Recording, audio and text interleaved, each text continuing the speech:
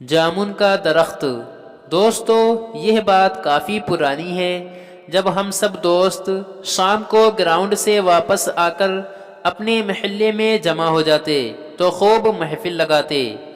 ایک دن ہم رات کا کھانا کھا کر گھر سے باہر نکلے تو دوستوں نے بولا، آج جمعرات ہے اور آج جن بھوت اور چڑیلوں کا دن ہے۔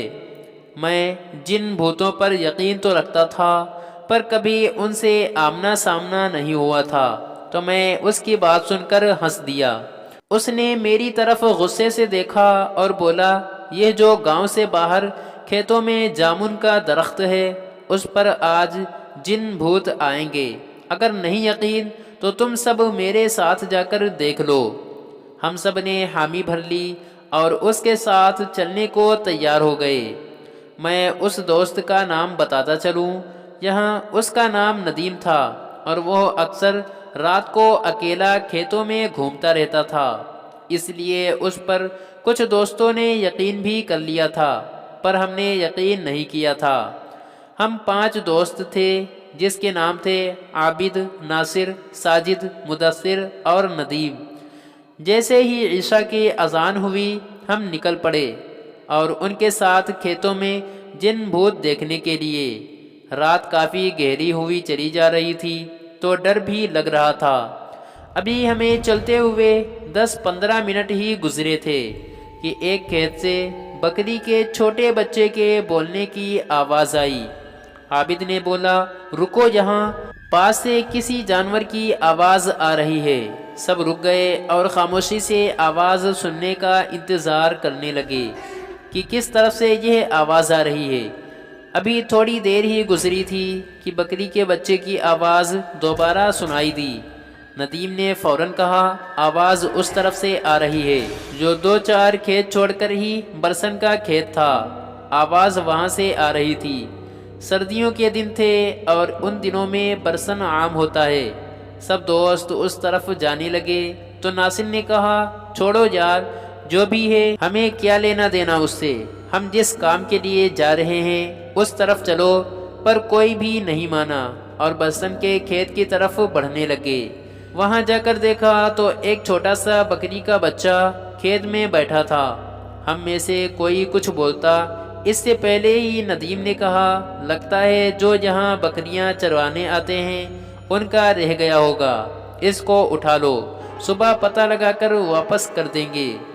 سب نے اس کی بات سے اتفاق کیا اور ایسا ہی کیا۔ اس کو ہم نے اٹھا لیا اور اپنی منزل کی جانب بڑھنے لگے۔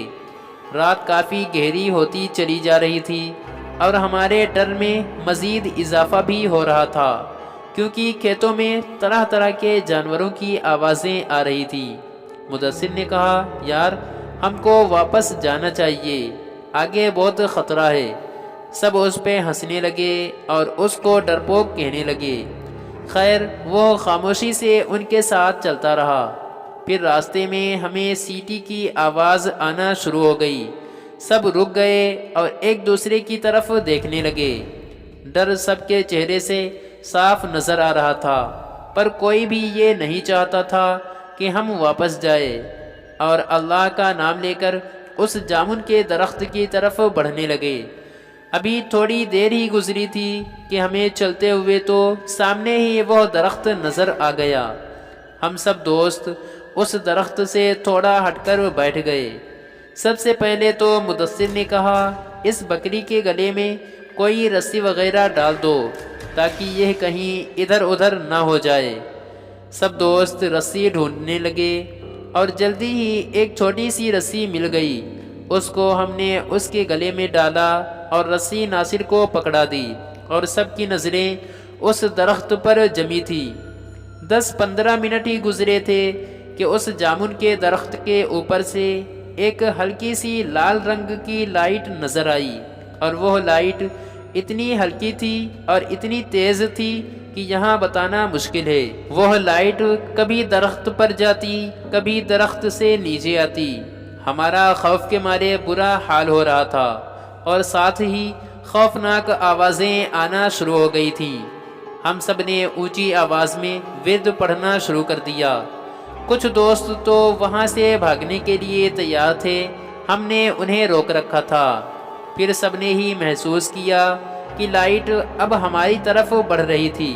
جب سب نے یہ منظر دیکھا تو وہاں سے بھاگنے میں ہی بہتری سمجھی، اور اتنی اسپیڈ سے سب وہاں سے الٹے پاؤں دوڑے، اور ہمارے پیچھے اتنی خوفناک آوازیں آنے لگیں کہ بس یہی محسوس ہو رہا تھا جیسے وہ بالکل ہمارے پاس ہی ہیں، اور کسی بھی لمحے وہ ہم سب کو نقصان پہنچا سکتی ہیں۔ ہم نے ہمت نہ ہاری اور بھاگتے رہے، ورد کرتے رہے، اور واپس گاؤں آ کر سانس لیا۔ جب ہم سب گاؤں کی حدود میں پہنچ گئے تو مدثر نے ناصر کی طرف دیکھا اور پوچھا، آپ کے پاس بکری کا بچہ تھا، وہ کہاں چھوڑا ہے؟